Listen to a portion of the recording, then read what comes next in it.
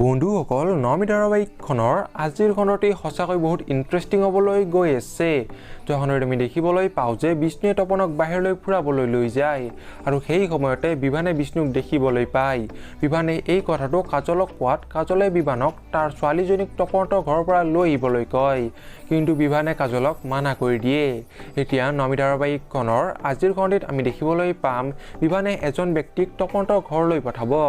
এতিয়া বাৰু বিভানে বৃন্দা যে তাৰে ছোৱালী এই কথাটো বাৰু গম পাব নেকি, জানিবলৈ পাব আপোনালোকে নমি ধাৰাবাহিকখনৰ আজিৰ খণ্ডতে। এইফালে বৃন্দাই বিষ্ণুৰ পৰা বিভানৰ ঘৰত থাকিবলৈ আৰু এসপ্তাহৰ সময় বিচাৰে, কিন্তু এই কথাত বিষ্ণুৱে ভাল নাপায় আৰু বৃন্দাক কাজলৰ পৰা আঁতৰত থাকিবলৈ কয়। সেইবাবে বৃন্দাই বাসুৰ পৰা সহায় বিচাৰে। এতিয়া বাৰু বৃন্দাই বাসুক কি কৰিবলৈ ক'ব।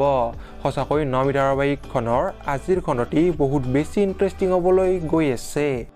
আপোনালোকৰ কোন কোন বাৰু নমি ধাৰাবাহিকখনৰ আজিৰ খণ্ডটি চাবলৈ অধীৰ অপেক্ষা ৰৈ আছে কমেণ্ট বক্সত নিশ্চয় কমেণ্ট কৰি জনাব।